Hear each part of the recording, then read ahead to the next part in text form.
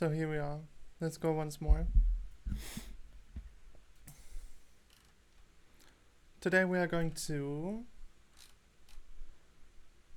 keep going.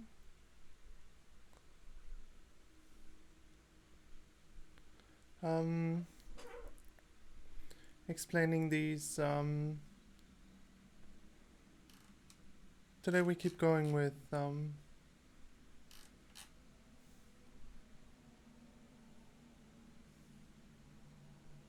hello and welcome back.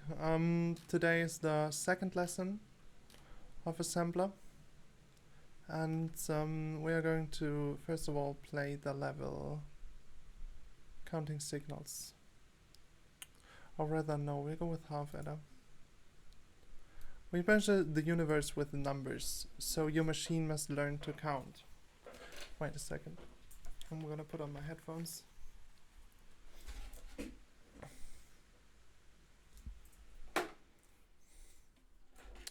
We measure the universe with numbers, so your machine must learn to count.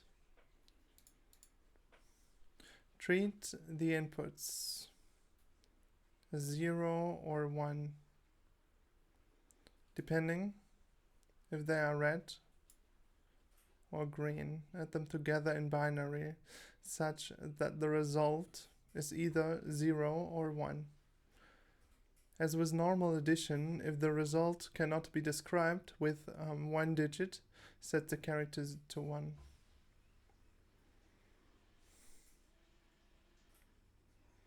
My cam is not working properly. This is unfortunate.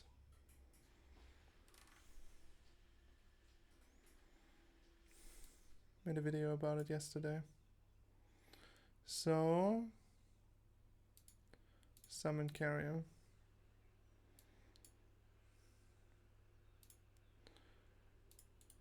See if both are true.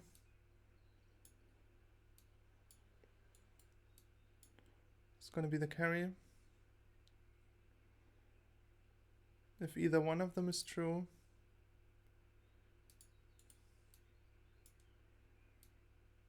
that will result in a sum of 1.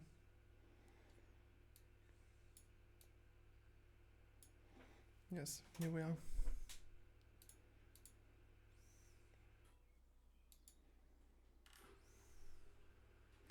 Now we are going to do the full adder thing. In the previous level, we added together 2 inputs. This time we had 3.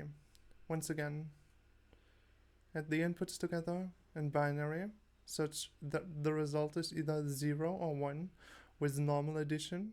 If the result cannot be described with one digit, set the carry to 1. Alright, first things first, the sum that we already, in a previous level, we already created a circuit that is able to determine whether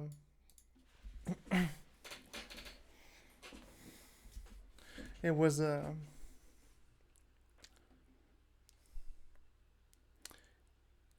even or odd number of signals, and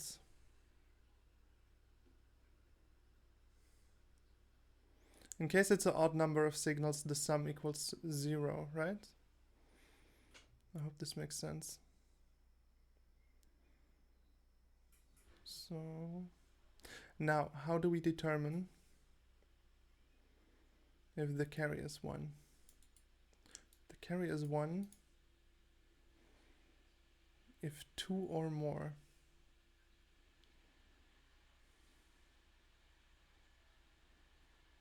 inputs are true. It's so horrible. This is so annoying that my cam doesn't work properly.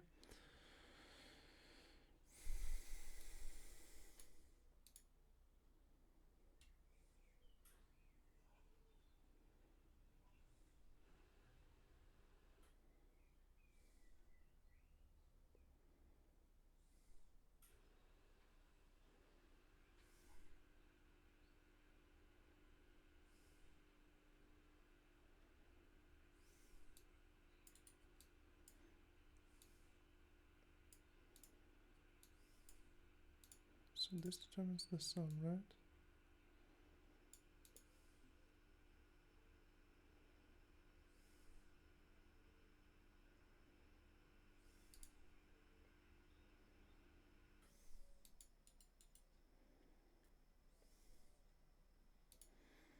We're gonna do it with an AND.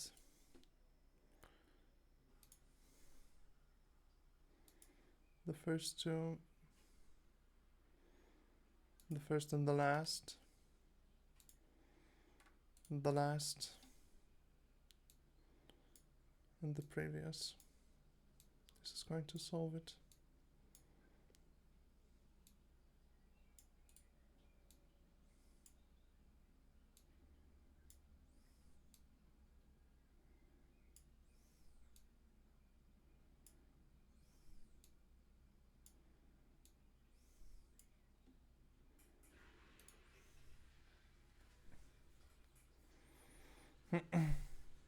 See, this part of the circuit determines whether two of them are true. I think there might be a better way to do it, but this solves it, right?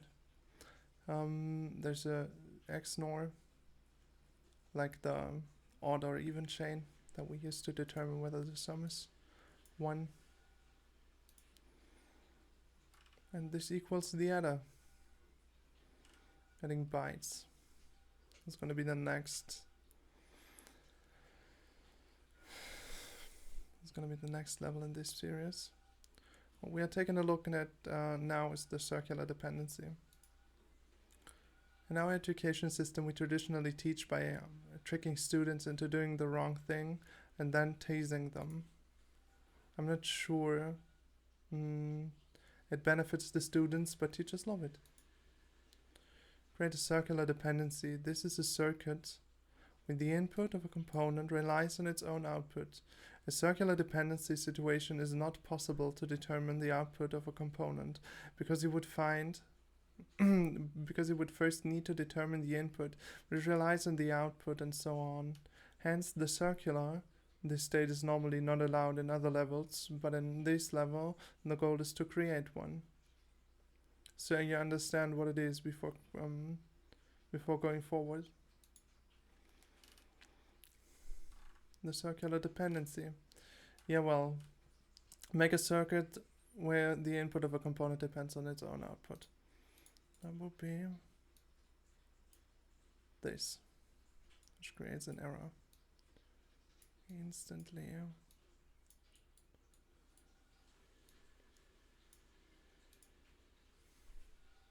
Create a circular dependency involving at least two components. Okay, let's add another NAND gate.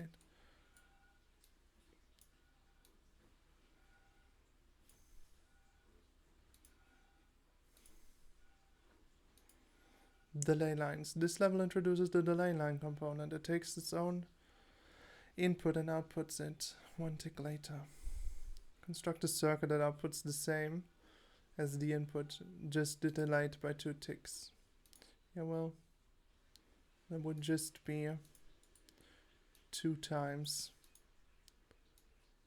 the delay line in a row.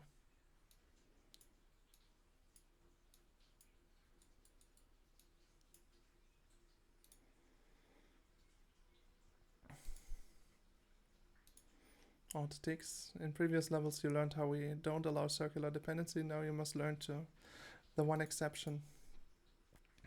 The delay line is allowed to depend on its own input. This is allowed. This is because its input does not influence the rest of the circuit until next tick. Oh, interesting. Square pins in the game never affect the output in the same tick. They therefore never cause circular dependency.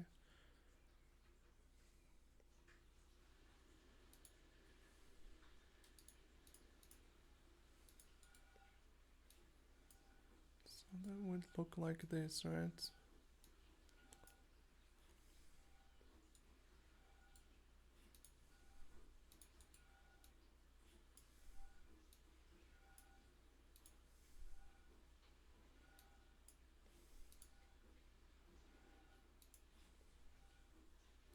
We're experimenting with how backgrounds influence cognitive functioning in Earthlings. When invert is green, output the opposite of value, otherwise just output value as is. Oh, we now have 2.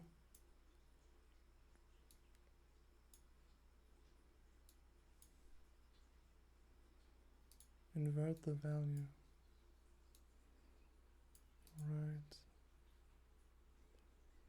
Is this possible to do just using an AND gate?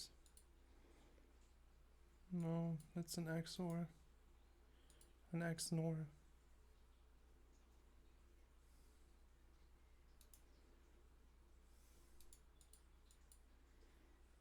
Wait, we already created the XNOR gate. Wait, let me check.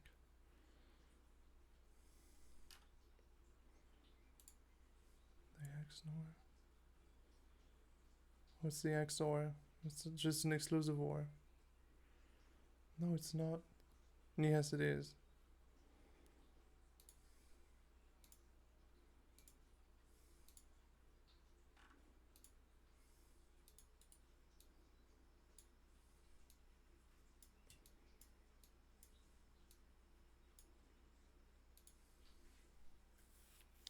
Despite the funny background, you figured out this was just the XOR gate in disguise. Well done.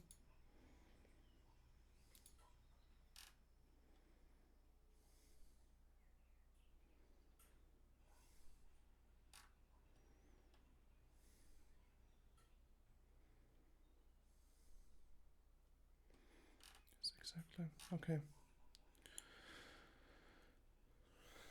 So now we are going to do counting signals. The output component of this level is a binary counter, where the first 3 pins correspond to 1, 2, and 4. Use the binary counter to display the number of signals. Check this hint if you get stuck. The solution for this level is not very neat and requires more components. Yeah. The first 3 pins correspond to 1, 2, and 4.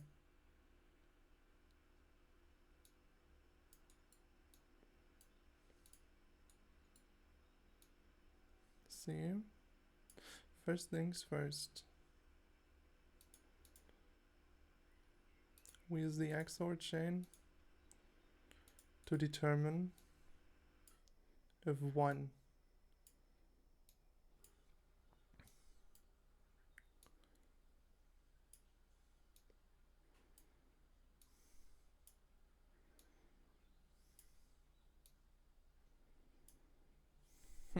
has to light up. So in this case, all the 1s would be true if we run it. 1s are true.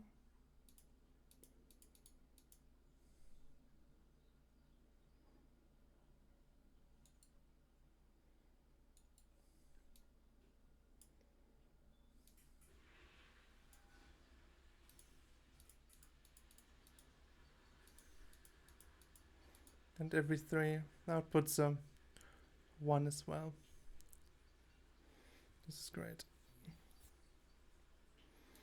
So now, what do we do? How do we determine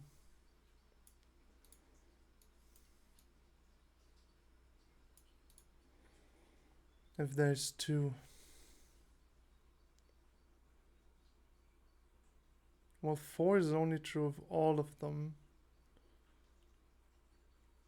light up, right? So, first of all, to determine this, we could build a circuit that looks like this.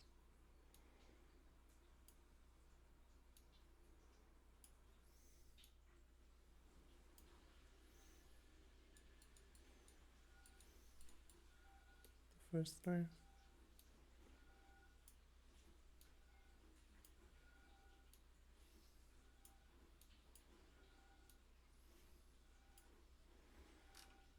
we are. That should give us true in the last case.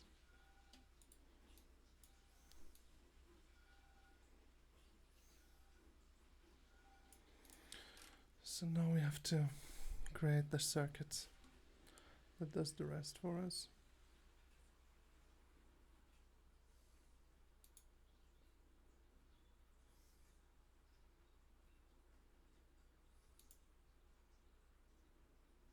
So if it's 2 or more,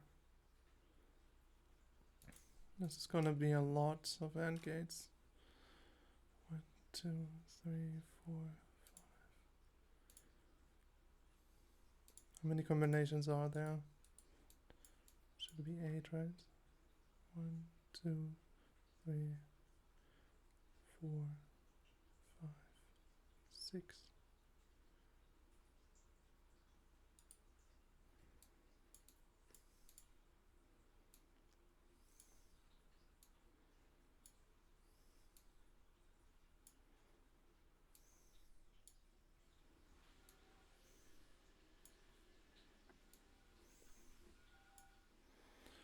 Oftentimes I just still hope to figure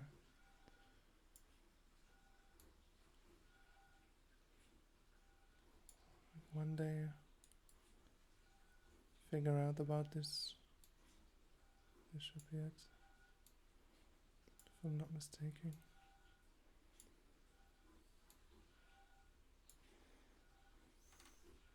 So if either one of these are true,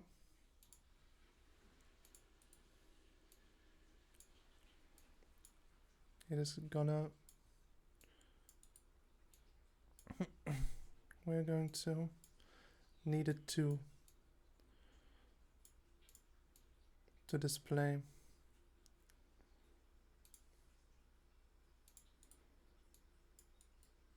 the number in binary.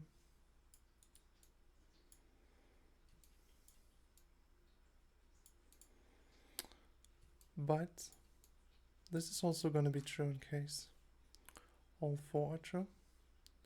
So these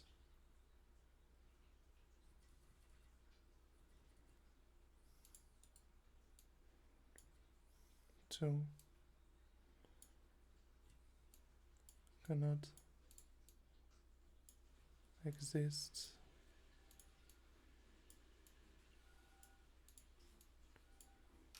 at the same time. It's not NAND, it's XOR. Oh no, it's not XOR.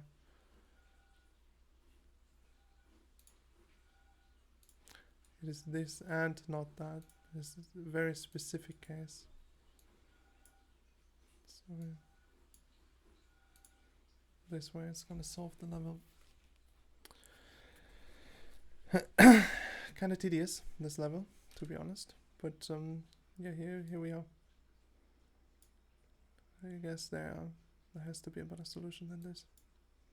But for now, I don't know. Maybe if you play the game and you're interested in maybe finding a better solution yourself, I mean, this one would be an interesting level to do it. So here we are, double the number. The input and output of this level are using bytes instead of bits.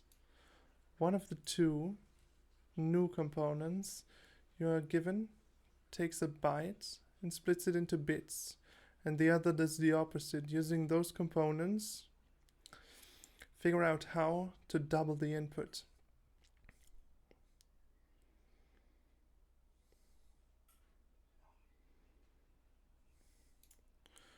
Since in one of the previous levels we were already told that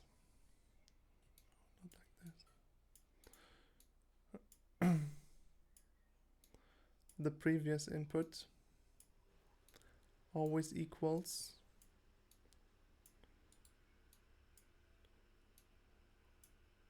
half of the following input. We would therefore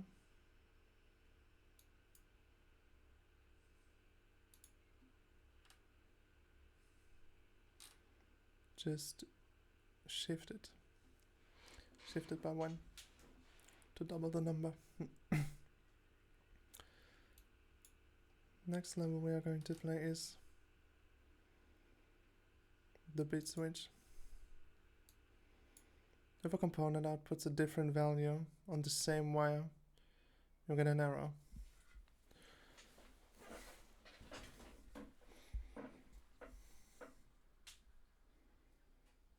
However, some components have gray output pins.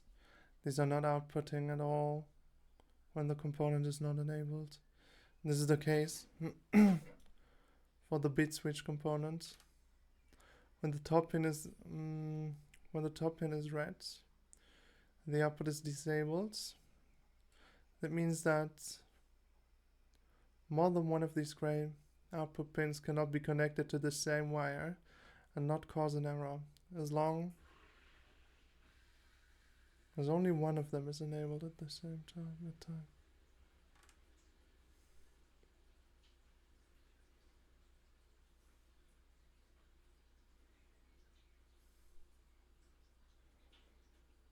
Okay, so we have gray output pins.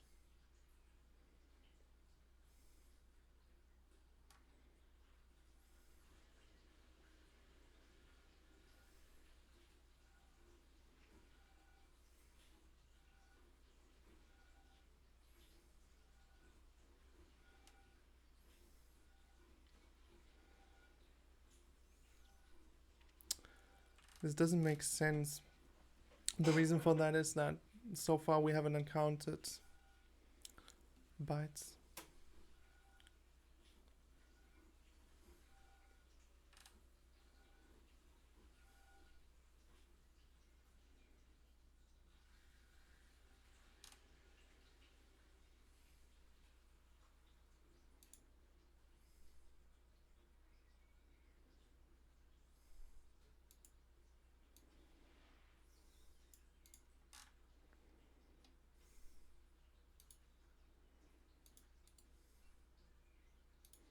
Two switches and 2 knots. It's interesting.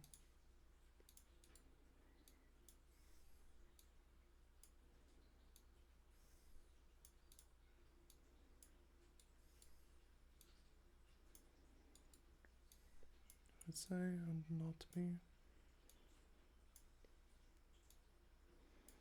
It's B and not A.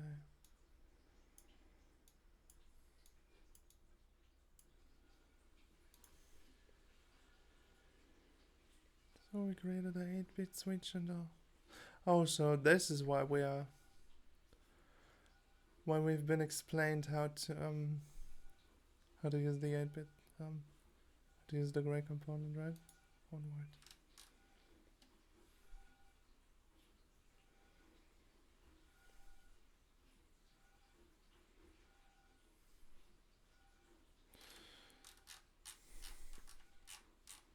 Here we are. Let's go. Bytewise OR. Yeah, these are just. Right, let us read this. You may think it is unethical to use all our slings that don't win the competition, but actually it is okay, because you lived good lives in the wild, and we don't let the meat go to waste. Or each bit of the input bytes, and outputs, or each bit of the input byte and output the result. I guess we already encountered bytes, so this is another tedious level where we simply have to do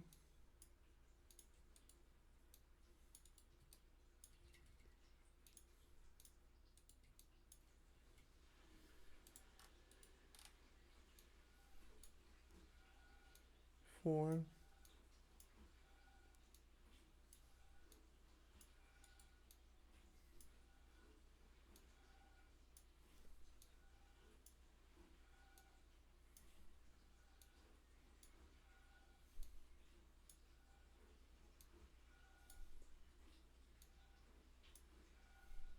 Yeah, that's it. We just OR together.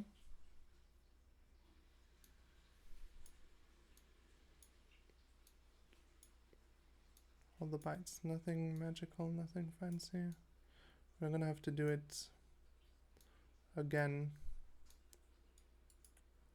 So we're gonna do the byte-wise OR. It's always the mistake. Oh. No, it's working. No, it will work. Interesting. Byte-wise OR.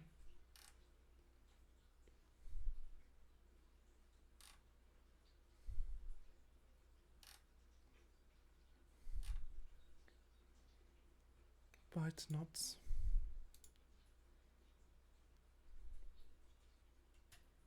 Let us read this. Our previous model of brain size, being the main predictor of intelligence, was naive. Tool making and usage is key in early evolutionary stages of developing intelligence. Therefore, the number of arms in creatures is clearly the main predictor of intelligence. Did you know there are sea creatures from the planet with 4 times as many arms as you? And they are doing better in tests. Not each time, no, not each bit of the byte. Not each bit of the byte input. God, I haven't slept too well. I guess it shows.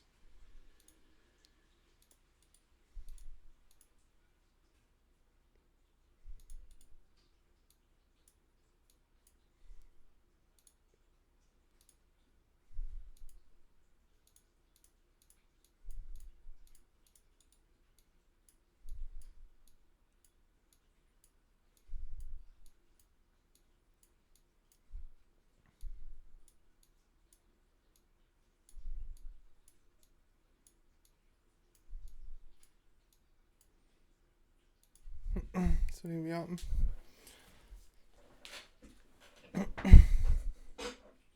Next one. Now we can not bytes. What's the byte-wise end? Should be...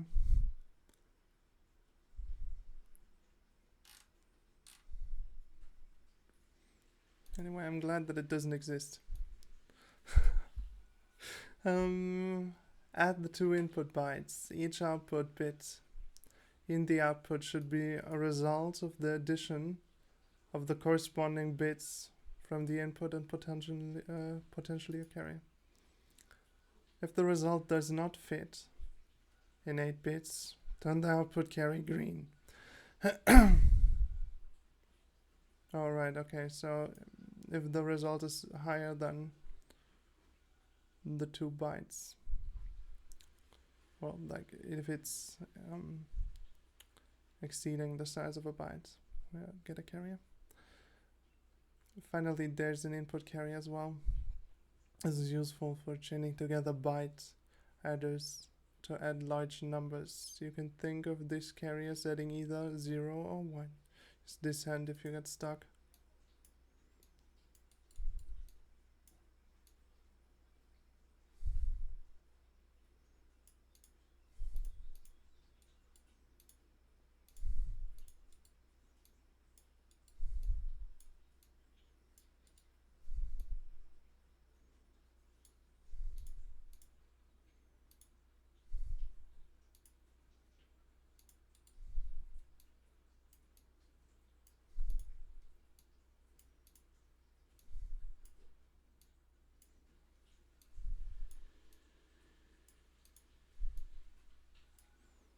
I mean,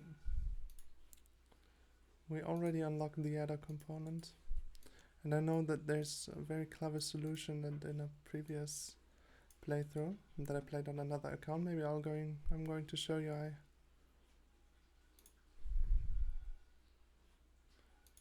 figured out like a very clever solution to this level. It's quite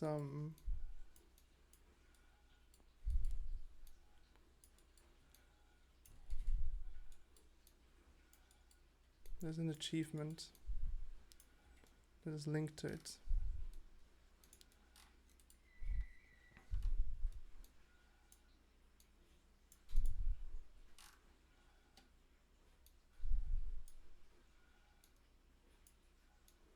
quite challenging. At least I found it to be quite challenging. Even though this variant, which we are basically just 16.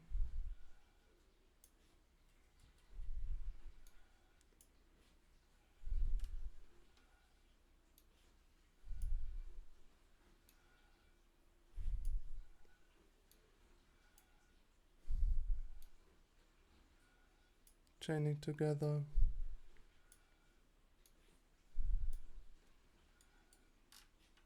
a couple of headers. Oh no, to the next one, right? If the carrier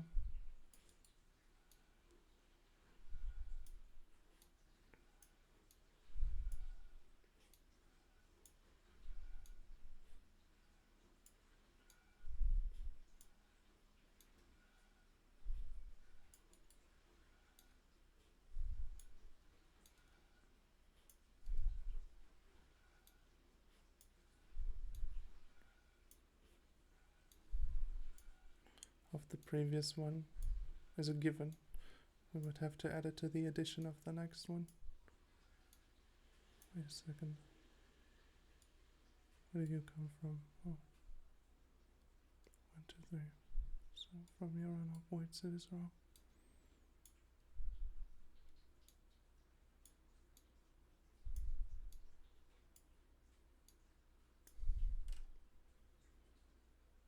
Wait. Oh, this is the carrier that is... Yeah, it would have to be fed into there. This is not the worst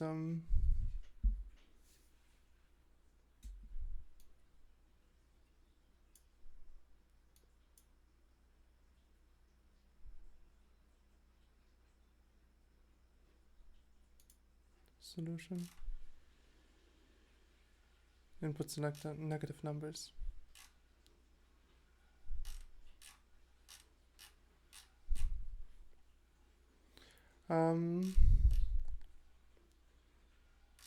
Let's go with the input selector first. Even though he did not pass our tests, we decided to keep the dog. Unlike the most Earthlings, he is fluffy and follows simple instructions well. You might want them want to team you up, team you two up, since you compile each other's you complement each other's shortcomings well. Imagine being fluffier. When the bit selector, I don't know. I've read these like, I don't know, 4 or 5 times by now. No, this is not true. Anyways, it's still funny. When the bit selector input is red, output byte A, otherwise output byte B. Okay, byte selector. It's interesting. When it is red, we output byte A, right? We're just gonna go with switches.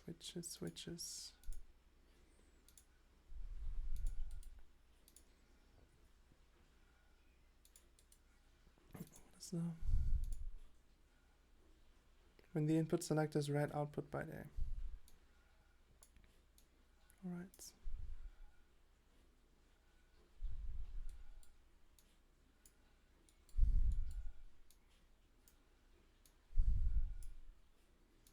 So this should do the trick.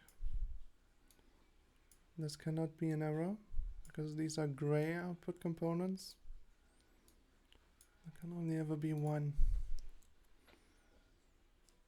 Since it's either this or that. The MOOCs. Saving gracefully. Negative numbers. Should we just... I really want to finish this part, so I'm going to try to finish this part in this video. No, I'm not. This is it. This is the video for now. I'm going to record another video straight afterwards. So here we go.